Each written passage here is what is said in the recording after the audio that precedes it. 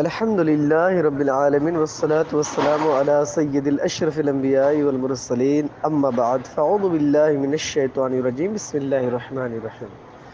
درود شریف کی فضیلت مسلم شریف میں ہے کہ جس نے مجھ پر ایک بار درود پاک پڑھا اللہ تعالیٰ اس پر 10 رحمتیں بھیجتا ہے۔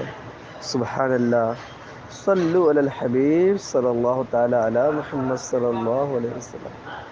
تاریخ بغداد میں ہے کہ امیر المومنین حضرت سیدنا ابو بکر صدیق رضی اللہ تعالیٰ عنہ سے روایت ہے کہ نبی کریم رؤوف الرحیم صلی اللہ تعالیٰ علیہ وسلم پر درود پاک پڑھنا گناہوں کو اس قدر جلد مٹاتا ہے کہ پانی بھی آگ کو اتنی جلدی نہیں بجھاتا، اور نبی صلی اللہ تعالیٰ علیہ وسلم پر سلام بھیجنا گردنیں یعنی غلاموں کو آزاد کرنے سے افضل ہے۔ صلو علی الحبیب صلی اللہ تعالیٰ علی محمد صلی اللہ علیہ وسلم۔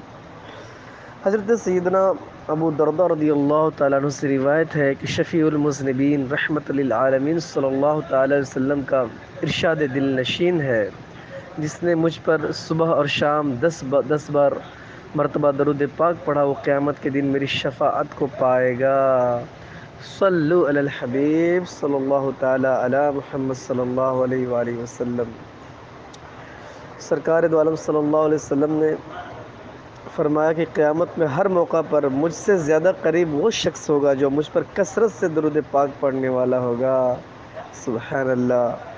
پھر میرے پیارے آقا علیہ الصلوۃ والسلام کا فرمان ہے کہ مجھ پر کثرت سے درود بھیجا کرو، اس لیے کہ قبر میں تم سے میرے بارے میں بھی سوال کیا جائے گا۔ مزید فرماتے کہ مجھ پر درود بھیجنا قیامت کے دن پل صراط کے اندھیرے میں نور ہے، اور جو یہ چاہے کہ اس کے اعمال بہت بڑے ترازو میں تلے اس کو چاہیے کہ مجھ پر کثرت سے درود بھیجا کریں۔ مزید آقا فرماتے ہیں کہ قیامت کے دن کی ہولناکیوں سے اور اس کے مقامات سے سب سے زیادہ نجات پانے والا وہ شخص ہوگا جو دنیا میں سب سے زیادہ مجھ پر درود بھیجتا ہے۔ میرے پیارے اسلامی بھائیوں، آئیے میرے آقا علیہ الصلوۃ والسلام پر روزانہ درود بھیجنے کا معمول بنا لیں، کیونکہ درود پاک ایک ایسا عمل ہے جو آپ ادنا کو اعلیٰ بنا دیتی ہے، گناہوں کو مٹا دیتی ہے۔ میں نے چند فرامین مصطفیٰ صلی اللہ تعالیٰ علیہ وسلم پیش کرنے کی سعادت حاصل کی۔ اللہ تبارک و تعالیٰ پیارے آقا علیہ الصلوۃ والسلام کی ناموس پہ پہرا دینے والا بنائے، اور سرکار کی عزت عظمت پہ